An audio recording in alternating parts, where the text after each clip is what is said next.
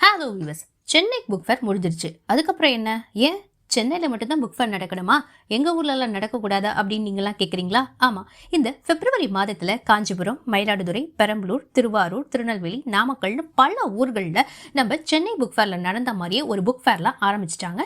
இந்த விஷயம் ரொம்பவே போற்றத்தக்க ஒரு சாதனை அப்படின்னு தான் நான் சொல்லுவேன். எதனால் அப்படின்னா, எல்லாருக்குமே இந்த புத்தகங்கள் போய் சேரணும் அப்படின்னு நினைக்கிறது இருக்கு தெரியுமா? அது நிஜமாவே ஒரு நல்ல விஷயம் தான். அதை பாப்பாசி அப்படிங்கிற அமைப்பு எடுத்து நடத்திட்டு இருக்காங்க. யார் இந்த பாப்பாசி? இவங்களை பற்றி நீங்கள் தெரிஞ்சுக்கணும் அப்படின்னா டிஸ்கிரிப்ஷனில் ஒரு லிங்க் கொடுத்துருக்கேன். அவங்கள பற்றின ஃபுல் டீட்டெயில்ஸ் நீங்கள் பார்த்து தெரிஞ்சுக்கலாம். ஸோ இந்த வீடியோவில் நம்ம என்ன பார்க்க போகிறோம் அப்படின்னா, நீங்கள்லாம் காஞ்சிபுரம், மயிலாடுதுறை, பெரம்பலூர், திருவாரூர்னு இந்த மாதிரி ஊர்களில் இருக்கீங்க அப்படின்னா நீங்களும் புத்தக கண்காட்சிக்கு போகணும், போய் பல புத்தகங்களை வாங்கணும் அப்படிங்கிறது என்னுடைய விருப்பம். போய் எந்த புத்தகத்தை வாங்குறது அப்படின்னு உங்களுக்கு தெரியல அப்படின்னு நீங்கள் நினைக்கிறீங்க அப்படின்னா, உங்களுக்காக சில புத்தக பரிந்துரையை நான் இந்த பதிவில் சொல்ல போகிறேன். ஒரு நிறைய பப்ளிகேஷன்ஸ் இருக்கும். சென்னையில் பார்க்குறோம் அப்படின்னா 900 ஸ்டால்ஸ் இருந்தது. அதுபோல் இப்போ நடக்கிற இந்த ஊர்களில் எத்தனை ஸ்டால்ஸ் இருக்குது அப்படிங்கிற சரியான கவுண்டிங்ஸ் தெரியல.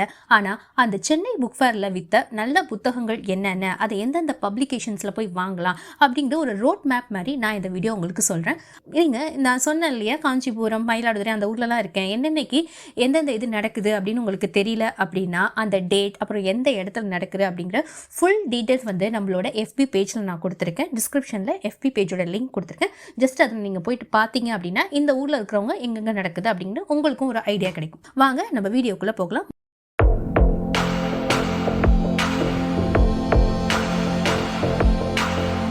மொத்தம் இதில் 5லேருந்து 6 பதிப்பகங்கள் அவங்களுடைய பெஸ்ட் செல்லிங் புக்ஸ் என்னென்ன அப்படிங்கிறத நம்ம பார்க்க போகிறோம். முதல் பதிப்பகம் யாருடையது அப்படின்னா காலச்சுவடு பதிப்பகம். One of the best publication சொல்லலாம் இந்த காலச்சுவடு அப்படிங்கிறதுல. அவங்க இந்த வருஷம் அவங்களுடைய ஸ்டாலில் நல்ல வித்த புத்தகம்னு ஒரு 4 புத்தகம் சொல்லியிருந்தாங்க. அது என்னென்ன அப்படின்னா, ஃபர்ஸ்ட் புத்தகம் வாடிவாசல். வாடிவாசலே நமக்கு தெரியும், முழுக்க முழுக்க ஜல்லிக்கட்டு பற்றி அதில் பேசியிருப்பாங்க. இப்போ இதில் வந்து ஒரு கிராஃபிக் நாவலாகவும் வெளியிட்டிருக்காங்க. இதை யார் எழுதியிருக்காங்க அப்படின்னா பெருமாள் முருகன் எழுதியிருக்காங்க. அடுத்த புத்தகம் யார் இது அப்படின்னா, சாகித்ய அகாடமி விருது பெற்ற ஜோடி கோஸ் அப்படிங்கிறவர் எழுதின ஒரு புத்தகம். அவர் கொற்கை அப்படிங்கிற ஒரு புத்தகத்துக்காக தான் அவருக்கு சாகித்ய அகாடமி விருது கிடைச்சது. இப்போ இந்த வருஷம் நல்ல வித்த புத்தகமா என்ன சொல்றாங்க அப்படின்னா நீல பொருளாதாரம். இது முழுக்க முழுக்க ஒரு கட்டுரை தொகுப்பா இருக்கு. எதை பத்தின கட்டுரை அப்படின்னா கடற்கரை பரப்பு பற்றி எழுதியிருக்காங்க. அதுவும் முழுக்க முழுக்க நம்ம இந்தியாவில் இருக்கிற கடற்கரை பரப்பு எப்படிலாம் யூஸ் பண்ணலாம், அது இப்படி யூஸ் பண்றதுனால நம்மளோட பொருளாதாரம் எப்படிலாம் முன்னேற்றம் அடையணும் அப்படிங்கிறத பத்தி அந்த புத்தகம் முழுக்க சில கட்டுரைகளா சொல்லியிருக்காங்க. அடுத்தது சல்மான் ருஷ்டி அப்படிங்கிற ஒரு மிகப்பெரிய எழுத்தாளர் எழுதின ஒரு புத்தகம். புத்தகத்தின் பெயர் கத்தி.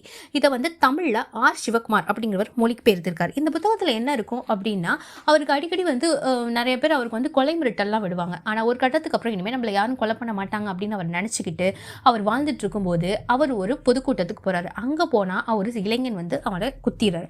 அப்புறம் அந்த குத்துனதுக்கு அப்புறம் அவருக்கு உயிர் போய் உயிர் வந்திருக்கு. அந்த விஷயங்களை வந்து தொகுத்து ஒரு புத்தகமாக எழுதியிருக்கிறது தான் என்னது அப்படின்னா அந்த கத்தி அப்படிங்கிற புத்தகம். கண்டிப்பாக வாசிக்க வேண்டிய புத்தகம். இதுதான் காலச்சுவடு வெளியிட்டிருக்கிற சிறந்த புத்தகமாக இந்த வருஷம் சொல்லியிருக்காங்க. அடுத்த பதிப்பகம் யாருடைய இது பார்க்க போகிறோம் அப்படின்னா கிழக்கு பதிப்பகம். இவங்களும் one of the best publication தான். அவங்களுடைய ஒரு 4 பெஸ்ட் புக்ஸ் என்னென்ன இந்த வருஷம் நல்லா வித்திருக்கு அப்படிங்கிறத பார்க்கலாம். முதல் புத்தகம் என்னதுன்னா நான் கண்ட இந்தியா அப்படிங்கிற புத்தகம். இது வந்து ஒரு துர்க்கிய பெண்மணி, அவர் ஒரு எழுத்தாளர், அவங்க எழுதியிருக்காங்க. அவங்க நேம் வந்து ஹோலித் எடித் அப்படிங்கிறவங்க.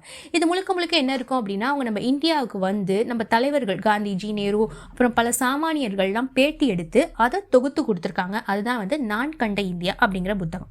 அடுத்த புத்தகம் என்னதுன்னா ஒன் ஆஃப் த இன்ட்ரெஸ்டிங் புத்தகம் அப்படின்னு சொல்லலாம். புத்தகத்தின் பெயர் வந்து கோஹினூர். கோஹினூர் வைரம் நம்ம எல்லாருமே கேள்விப்பட்டிருப்போம். அந்த கோஹினூர் வைரம் வந்து ஆரம்பம் எப்படி இருந்தது, அதோட வரலாறு எப்படி இருந்தது, அதோட தொன்மை என்ன அப்படிங்கிறது மட்டும் சொல்லாமல் இதனால எத்தனை ஆட்சி கவிழ்ந்தது, என்ன அரசியல் அதை சுற்றி நடந்தது அப்படிங்கிறது ராம் அப்பண்ணசாமி அப்படிங்கிறவர் மிக சூப்பராக எழுதியிருக்கிறதா சொல்லியிருக்காங்க. இது ஒரு துப்பறி மர்ம நாவல் மாதிரியே இதை எழுதியிருக்காரு அப்படின்னு இதை சொல்கிறாங்க. இந்த புத்தகத்தை நிறைய பேர் தேடி தேடி வந்து வாங்கிட்டு போகிறாங்க அப்படின்னும் அந்த பதிப்பகத்தில் இருக்கிறவங்க சொல்லியிருக்காங்க. அடுத்த புத்தகம் என்னது அப்படின்னா சாதியின் பெயரால். இந்த புத்தகம் யார் எழுதியிருக்காங்கன்னா இளங்கோவன் ராஜசேகரன் அப்படிங்கிறவங்க எழுதியிருக்காங்க. இது முழுக்க முழுக்க நம்ம ஊரில் நடந்த ஆணவ கொலைகளை பற்றின உள்ளது.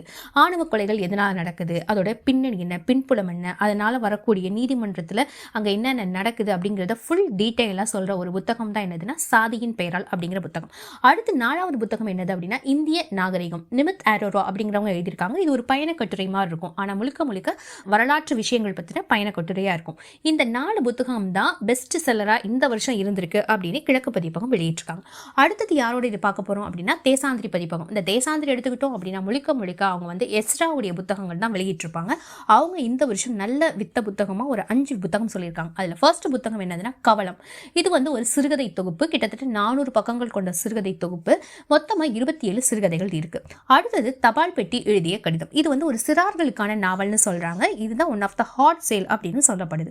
அடுத்து 3வது புத்தகம் ஒளியின் கைகள். இந்த ஒளியின் கைகள் எடுக்கிறோம் அப்படின்னா இந்த உலகத்தில் இருக்கிற எல்லா ஓவியர்கள் இருக்காங்க இல்லையா, அவங்க எப்படி வந்து ஒரு படத்தை வரையணும்னு தோணுது, அதுக்கு வந்து ஆரம்ப புள்ளி எதா இருக்கு அப்படின்னு ஒரு விஷயத்தையும் ரொம்ப நுட்பமா எழுத்தாளர் இந்த கட்டுரைகளில் பேசியிருப்பாங்க. அடுத்த புத்தகம் என்னது அப்படின்னா மறைக்கப்பட்ட இந்தியா. இதுவும் வந்து வருஷம் ஒன் ஆஃப் த பெஸ்ட் செல்லராக தான் இவரோட எழுத்துக்கள் இருந்துட்டு இருக்கு. முக்கியமாக சொல்லணும் அப்படின்னா ஐஏஎஸ் அகாடமி பாடங்கள் நிறைய இந்த புத்தகத்தில் இருக்கு, இந்த கதைகளில் வருது அப்படின்னு சொல்லப்படுது. இன்னும் நானும் படிக்கல, ட்ரை பண்ணி பார்ப்போம். அடுத்த புத்தகம் என்னது அப்படின்னா தேசாந்திரி. எஸ்ராவோட one of the best selling book வருஷம் எது இருக்கும் அப்படின்னா தேசாந்திரி இருக்கும். இதில் என்னதுன்னா பயணங்களின் கட்டுரை. அவர் பயணப்படும் போது பார்த்த விஷயங்கள், பிரமிச்சு போன ஒரு விஷயங்களை தொகுத்து ஒரு கட்டுரை பகுதியாக தான் இருக்கும். அதை கொடுத்திருக்கிற ஒரு புத்தகம் தான் என்னது அப்படின்னா தேசாந்திரி. இதுதான் தேசாந்திரி பப்ளிகேஷன் வெளியிட்டிருக்கிற டாப் 5 புத்தகங்கள். அடுத்தபடியாக விஷ்ணுபுரம் பப்ளிகேஷன் அவங்களும் ஒரு 5 சிறந்த புத்தகங்கள் இந்த வருஷம் அதிகமாக வித்தது அப்படின்னு வெளியிட்டிருக்காங்க.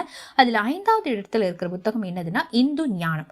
இது ஒரு புது புத்தகம் தான். இந்த புத்தகம் முழுக்க எப்படி இருக்குன்னா ஹிந்து ரிலீஜியன் பற்றின பல விஷயங்கள் இருக்கும். எல்லாமே கொஸ்டின் அண்ட் ஆன்சர் அந்த பேசிஸில் வெளியிட்டிருக்காங்க.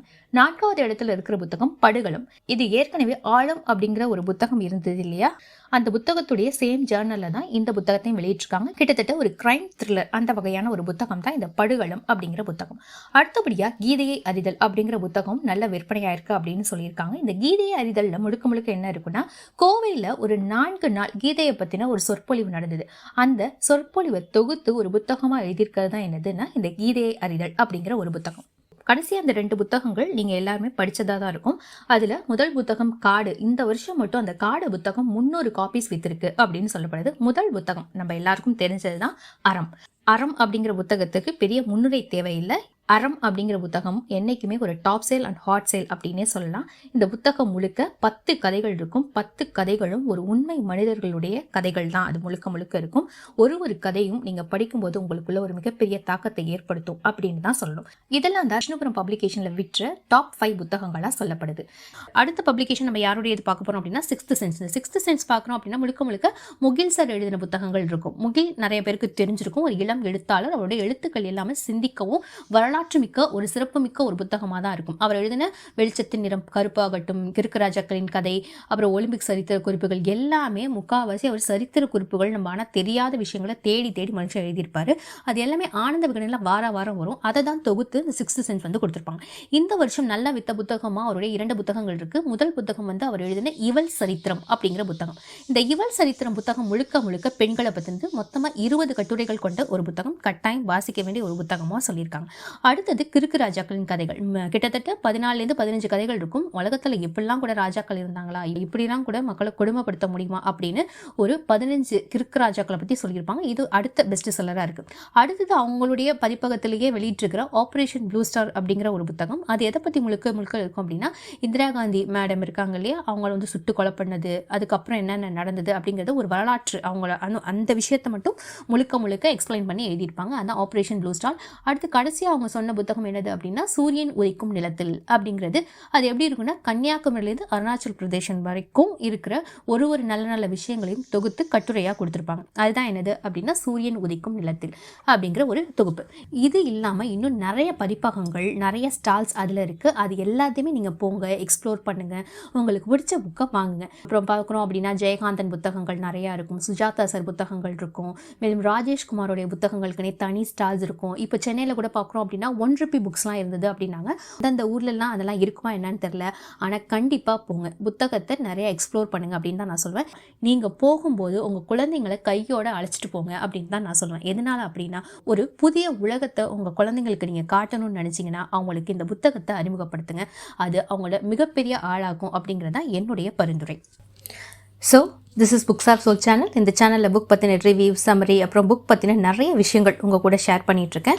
இந்த மாதிரி பதிவு உங்களுக்கு கேட்க பிடிக்கும் அப்படின்னா சேனலை சப்ஸ்கிரைப் பண்ணிக்கோங்க. உங்கள் ஃப்ரெண்ட்ஸ் அண்ட் ஃபேமிலிஸ் கூட இந்த வீடியோஸை ஷேர் பண்ணுங்கள். குறிப்பாக மயிலாடுதுறையில் பார்க்குறீங்க அப்படின்னா நீங்கள் திருநெல்வேலிக்காரவங்களுக்கு ஷேர் பண்ணுங்கள். திருநெல்வேலி இருக்கிறவங்க பார்க்குறீங்க அப்படின்னா உங்கள் ஃப்ரெண்ட்ஸ் மற்ற எந்த ஊரில் இருந்தாலும் அவங்க எல்லாருக்குமே ஷேர் பண்ணுங்கள். எதனால் அப்படின்னா புத்தகங்கள் மட்டும்தான் கொடுக்க கொடுக்க அதனுடைய அறிவு பெருகிக்கிட்டே போகும் அப்படின்னு சொல்லுவாங்க. எந்த ஒரு புத்தகமே படித்து முடிச்சுட்டு நாம மட்டும் வச்சுக்கக்கூடாது அப்படின்பாங்க. படித்து முடித்த உடனே இன்னொருத்தவங்களுக்கு கொடுக்கணும். அதுதான் ஒரு சிறந்த படிப்பாளனுக்கான தகுதி அப்படின்னு சொல்லுவாங்க. அதனால நீங்களும் நிறைய புத்தகங்கள் வாங்குங்க. எல்லா புத்தகத்தையும் படிங்க. படித்து முடிச்ச உடனே உங்களோட ஃப்ரெண்ட்ஸ், உங்களுக்கு தெரிஞ்சவங்க எல்லாருக்குமே கொடுங்க அப்படின்னு நான் சொல்லுவேன். தேங்க்யூ.